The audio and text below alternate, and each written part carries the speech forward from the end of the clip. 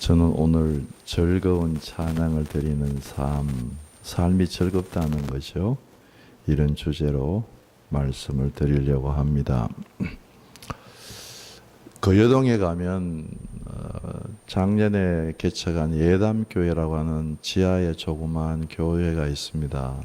제가 두 번째 이제 이 지역에 우리 동지방에 품앗이 전도가 있어서 그 전도대원으로 참석을 해서 지난 목요일 날 전도를 했습니다. 전도를 하기 위하여서 나가면 길거리를 돌아다니면서도 보통 때 걷는 거하고 달라요. 늘 기도하면서 주님 혹시 예비된 영혼이 있나요? 만나게 해주세요. 늘 이렇게 묵상을 하면서 쭉 다니면서 기도하면서 전도했습니다. 그런데 그 거여동 분위기가 우리 강동보다는 좀 낙후됐다, 못 산다, 경제적으로 말이죠. 이런 느낌을 가졌어요.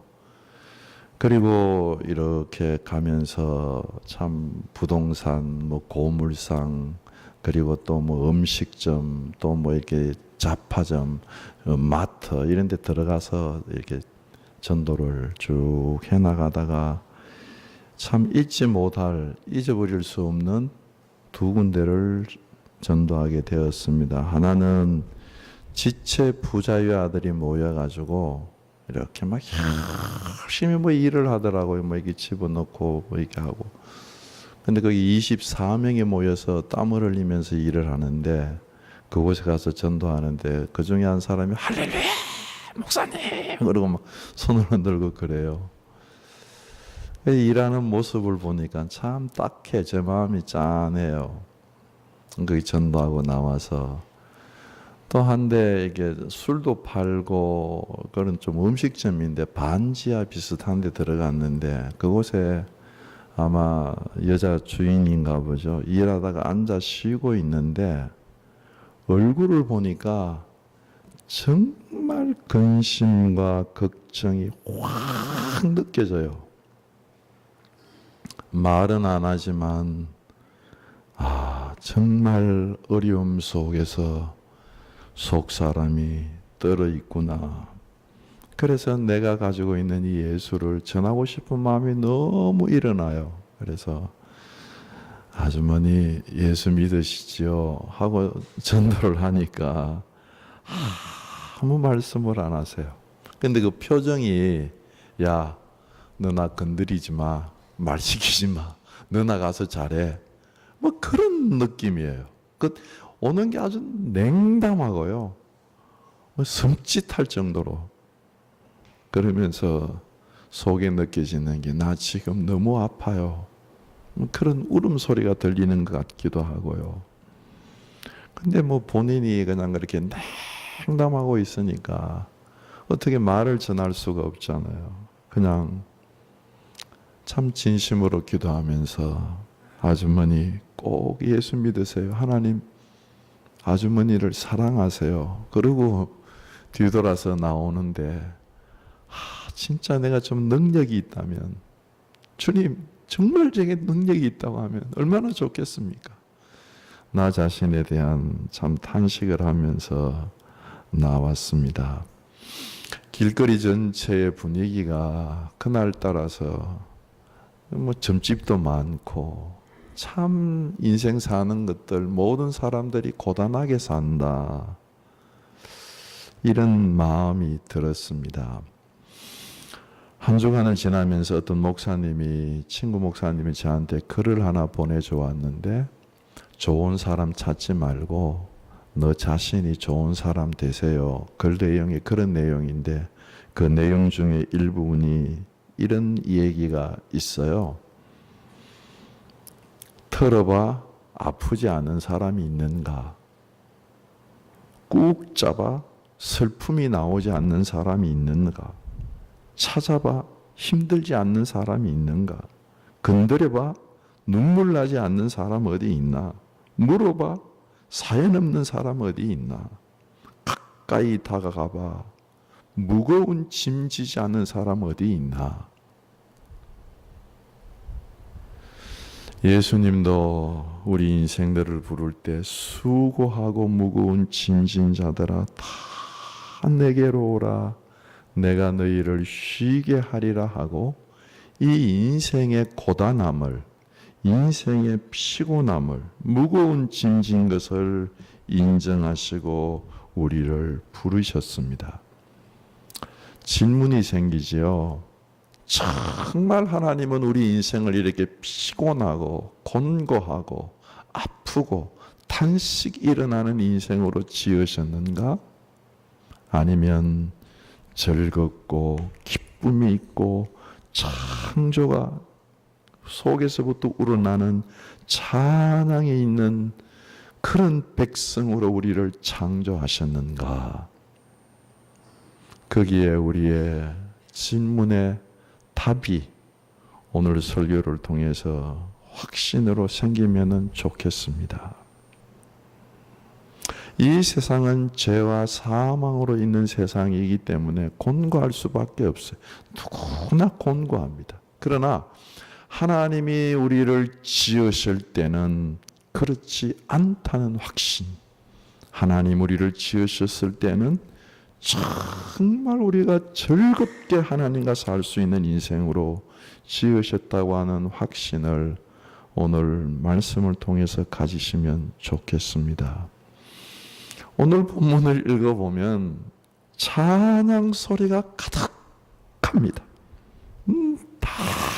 다 성가대 대원들 찬양하는 사람들이 조직이 돼서 수금을 또 비파를 또 재금을 또 노래를 그리고 그 알라못 소프라노를 얘기합니다. 처녀의 목소리라는 뜻이에요. 알라못에 맞춰서 높은 소프라노로 높이 하나님을 찬양하는, 하나님이 찬양대를 만들어라고 명령한 것도 아닌데 다윗이 스스로 자원해서 찬양대를 만들어서 하나님을 찬양합니다. 15장 16절에 보면 비파와 수금과 재금 등의 악기를 울려서 즐거운 소리를 내어 크게 찬양하고 소리를 내라고 말씀을 하십니다. 왜 이렇게 즐거워하고 기쁜 찬양 소리를 울리느냐 하면은 다윗이 하나님의 법궤를 모시려고 장막을 준비했어요. 그래서 장막을 준비하고 이제 하나님의 궤, 그 궤 안에 십계명이 있고 그 하나님의 궤는 하나님의 말씀의 상징이지요. 실제 역사적인 것이면서도 신약의 하나님의 말씀을 상징하는 것으로 말씀드릴 수 있습니다. 그래서 그 하나님의 궤를 자기가 만든 장막으로 모셔드리기 위하여서 즐거운 찬양대를 조직을 해가지고 기쁨으로 하나님께 찬송을 하는 것입니다. 크게 소리를 높여서 얼마나 즐거운지 그 소리 속에서 다윗은 막 춤을 춥니다. 춤을 추는데 역대상 15장 우리가 읽지는 않았지만 29절에 보면 다윗이 너무 춤을 추다가 사무엘 하에 보면 이 바지가 내려가도 그것도 모르고 막 춤을 춰. 아시죠? 그렇게 즐겁게 춤을 춘 것.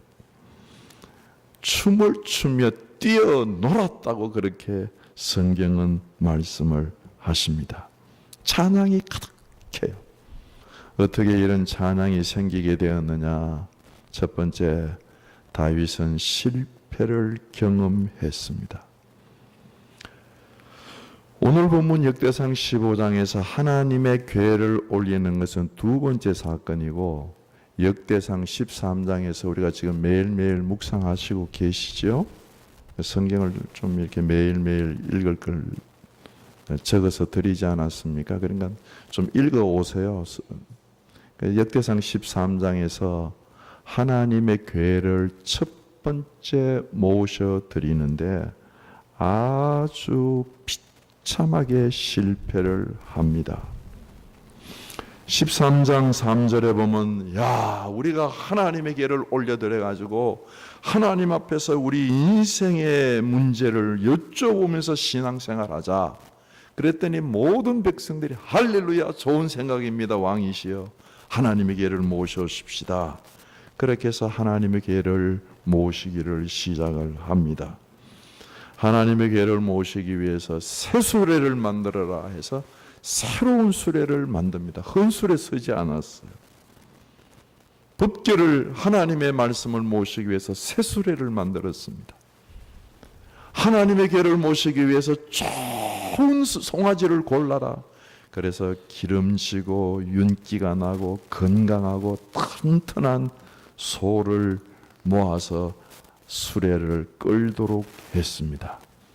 새 수레에 좋은 소에 하나님의 궤를 싣고 우리가 사는 삶의 현장, 우리 성 안으로, 장막 안으로 말씀을, 하나님의 궤를 모셔드리자 하면서 하나님의 말씀을 모셔드리면서 백성 전부가 너무 기뻤어. 너무 즐거웠어. 역대상 13장 8절에도 보면 다윗과 이스라엘 온 무리는 하나님 앞에서 힘을 다하여 뛰놀며 노래하며 수금, 비파, 소고, 제금, 나팔로 빰빠라빰빰빰 하면서 연주를 했습니다. 얼마나 흥겹고 아름다운 음률의 분위기가 느껴지지요? 그런데 그렇게 잘 춤을 추며 즐겁게 진행하다가 기돈의 타작마당에 왔어요. 타작마당은 깨끗합니다. 돌멩이가 하나도 없습니다. 아주 정갈한 마당입니다. 그런데 그 타작마당에 와서 소가 벌떡 뛰었어요. 뛸 이유가 없습니다. 아주 평평한 타작마당에서 소가 벌떡 뛰니까 소리에 실었던 하나님의 궤가 출렁하고 떨어질 것 같으니까 그 옆에 지키고 있던 웃사가 손을 내밀어서 법궤를 덥석 잡았습니다. 그때 하나님께서 진노하셔서 거기서 웃사를 쳐서 죽였습니다. 다윗이 웃사가 죽는 현장을 봤어요. 그리고 하나님이 웃사의 몸을 오징어를 찢듯이 찢으셨어요. 그래서 다윗이 화가 나서, 아니 하나님의 법궤를 모시려고 하는데 이런 일이 일어나더니 화가 나서 그곳 이름을 베레스 웃사라고 불렀습니다. 베레스 웃사라고 하는 것은 웃사가 위반했다, 웃사가 침을 당했다. 다른 말로 하면 웃사와 하나님이 충돌했다는 말이. 우리가 길거리 가다가 교통사고가 나서 사람하고 차하고 충돌하면 사람이 붕 떠서 그냥 길거리에 벌떡하고 떨어지면 몸이 깨지면서 피가 나지 않습니까? 그게 충돌이 그랬다는 겁니다. 이러고 나니까 다윗이 와, 두렵다, 무섭다. 하나님이 두려워졌어. 내가 어떻게 하나님의 궤를 내 삶의 현장에 내 장막으로 모셔올 수 있겠느냐? 죽겠다. 살아있는 신앙인은 정말 두려워할 상황 속에서 하나님을 두려워하는 것을 경험하게 됩니다. 나 하나님 하나도 안 두려워. 조심하셔야 합니다. 그렇게 말할 뿐이 없습니다. 하나님은 직접 체험하면 다 두려워요. 그래서 다윗이 법궤를 모시는 일을 중단했습니다. 실패했습니다. 그리고 세월이 좀 지나서 오벳 에돔 집에 하나님이 축복을 주시는 것을 보고 오늘 본문 15장이 되어서 다윗은 실패를 통해서 말씀을 모시고 찬양하고 참 하나님의 법궤를 모시는 법을 배웠습니다. 이게 참 중요하죠. 누구나 다 살아가면서 실패하고 실수할 수 있습니다. 실수와 실패는 다 할 수 있는 일이에요. 완벽한 사람이 누가 있습니까? 그런데 중요한 것은 실수와 실패를 통해서 배우는 거예요. 실수와 실패를 통해서 새로운 행함을, 새로운 길을 배운다고 하는 것이 중요합니다. 실패했다고 포기하면 안 됩니다. 실수했다고 절망하고 좌절하고 낙담해서 손 놓아 버리면 안 됩니다. 다시 도전하고 새롭게 배워서 도전을 하는데, 오늘 본문 우리가 읽지는 않았지만 15장 13절에 보면 우리가 하나님의 법궤를 매지 아니하였으므로 하나님이 우리를 찢으셨지만, 그거 깨달은 거예요. 하나님의 말씀을 모시고 하나님의 법궤는 성경 신명기에 보면, 레위기에 보면 매게 돼 있어요. 고아자손 꼭 매고 운반하라고 그렇게 말씀을 하셨습니다. 그래서 다윗이 그 실패를 통해서 말씀을 새롭게 깨달았습니다. 새롭게 배웠습니다. 우리가 전에는 하나님이 가르쳐 주신 규례대로 하지 않았지만 이제는 메고 올리자. 15장 두 번째 할 때는 메고 올리자고 말씀을 하고 있는 것입니다. 첫 번째 모실 때는 대단하게 준비를 했어요. 새수레를 준비를 했어요. 하나님, 우리가 새수레를 준비했습니다. 하나님, 우리가 좋은 소를 준비했습니다. 그리고 우리는 편안하게 수레를 뒤따라서 걸어가겠습니다. 그렇게 이야기를 했습니다. 왜요? 말씀을 어깨에 매는 것은 그 법궤에 있는 그게 막 짓누르잖아요. 대단히 어려운 거예요. 말씀을 메고 간다고 하는 것은. 그리고 말씀 아래에서 말씀의 눌림을 받으면서 한 걸음 한 걸음 걸어간다고 하는 것은 쉬운 일 같이 보이지를 않았어요. 그래서 어떻게 했어요? 야, 좋은 수레 만들어라. 좋은 소를 골라라. 그리고 거기에 법궤를 싣고 빨리빨리, 사람이 걸어가는 것보다 소가 가는 게 빠르고, 사람이 메고 가는 것보다 소가 소에 실려서 걸어가는 것이 더 편안하고 좋잖아요. 편안하고 좋은 것, 빠른 길 하자. 그렇게 하나님을 섬기자. 그런데 하나님이 그거 받으시지 않았어요. 여러분, 정말 우리가 하나님의 말씀을 메고 그 말씀 아래서 한 걸음 한 걸음 한 걸음 순종하며 걸어간다고 하는 것이 굉장히 어려워 보여요.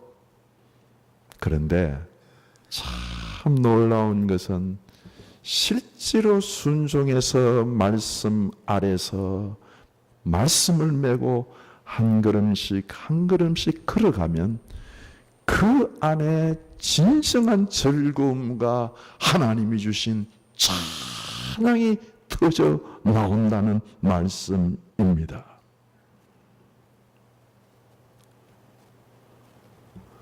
하나님은 우리 인생이 즐거움이 있어야 될 것을 아십니다. 아니, 즐거움이 있어야 될 걸 아시는 게 아니라 하나님은 우리 인생을 지으실 때 정말 하나님을 즐거워하도록 즐거움이 있는 인생으로 우리 인생을 지으셨습니다. 처음에 질문에 답을 가지시면 좋겠습니다. 이사야서 43장 1절에 보면 이 백성은 내가 나를 위하여 지었나니 나를 찬송하게 하려 함이라. 하나님 우리를 왜 지으셨다고요? 하나님을 찬송하려고. 이건 즐거움의 상징이에요. 기쁨의 상징이에요. 내 속에서 솟아나는 즐거움과 기쁨이 있어서 하나님을 찬양하는 겁니다.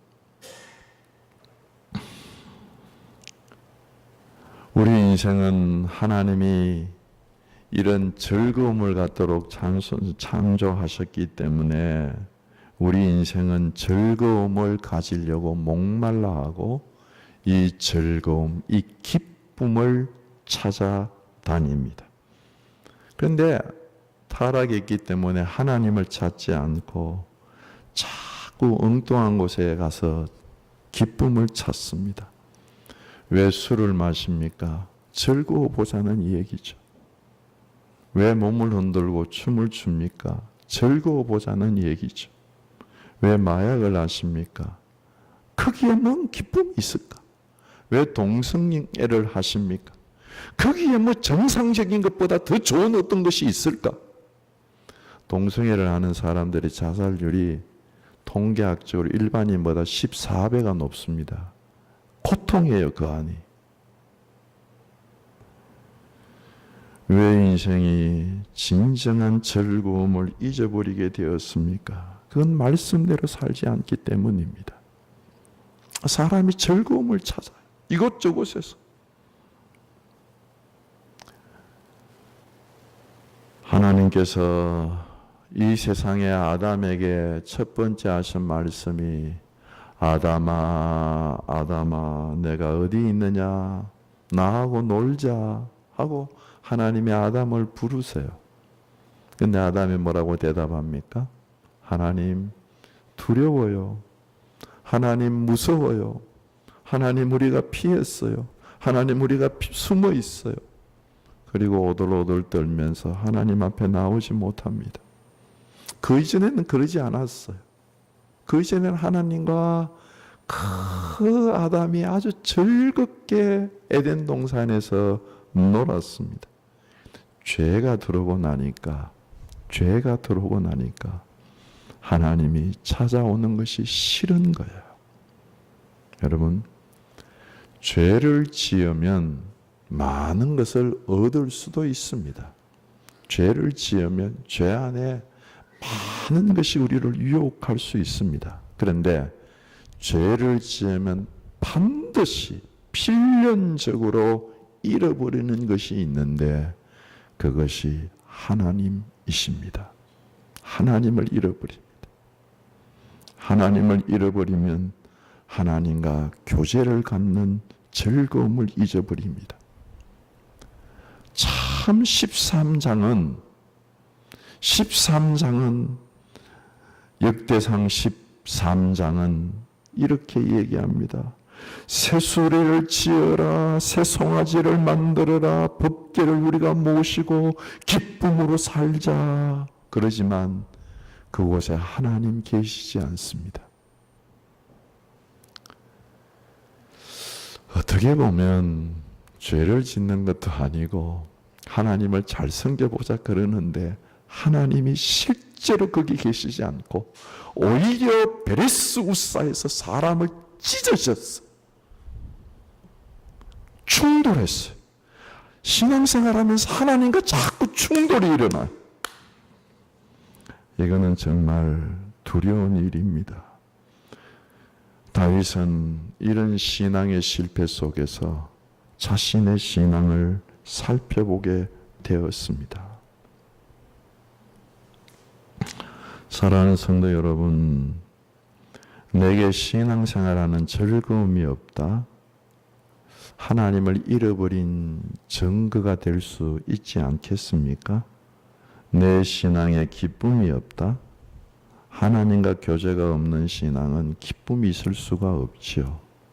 자기 혼자 새수레를 만들어라, 자기 생각으로 좋은 소 가지라, 말씀을 사모한다, 찬양하자, 뭐 이렇게 하더라도 기쁨이 없어요.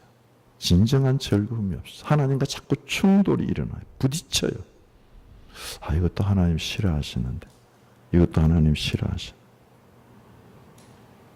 그런데 다윗은 자신의 실수를 통해서 배웠어요.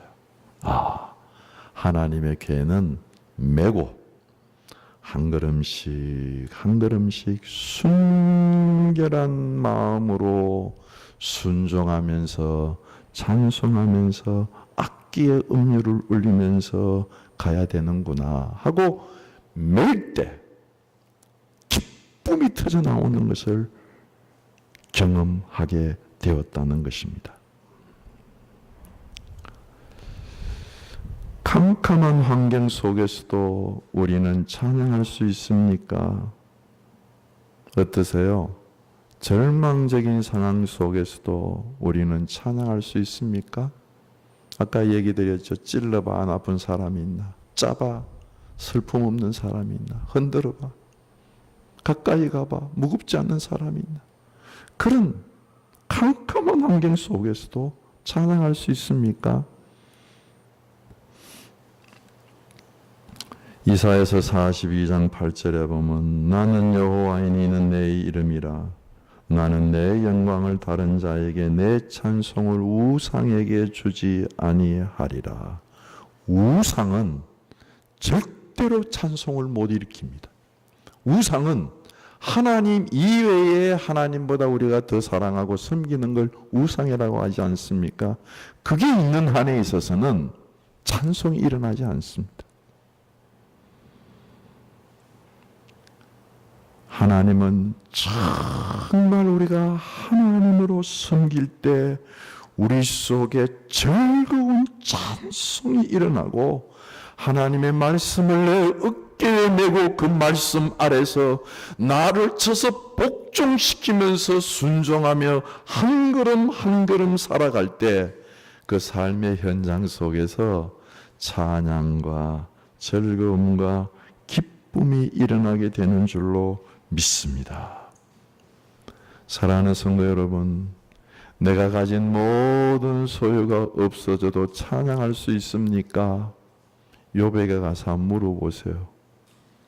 욥기 1장 21절 22절에 보면 내가 모태에서 알몸으로 나왔은 적 또한 알몸으로 그리 돌아갈지어리 주신 이도 하나님이시고 거두신 이도 하나님이시니 내가 여호와 이름을 찬송하리라 하고 모든 것을 잃어버린 상황 속에서도 하나님 계심에 찬양을 합니다.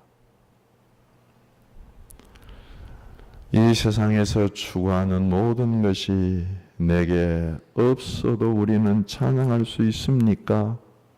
하박국이 우리에게 대답합니다. 하박국 3장 17절 18절에서 우리가 찬송도 복음성으로도 찬송 많이 하죠. CCC미를 무화과 나무가 무성하지 못하며 포도나무에 열매가 없으며 감람나무에 소출이 없었고 밭에 먹을 것이 없으며 우리의 양이 없으며 외양간에 소가 없을지라도 나는 여호와로 말미암아 즐거워하며 나의 구원의 하나님의 말미암아 기뻐하리라.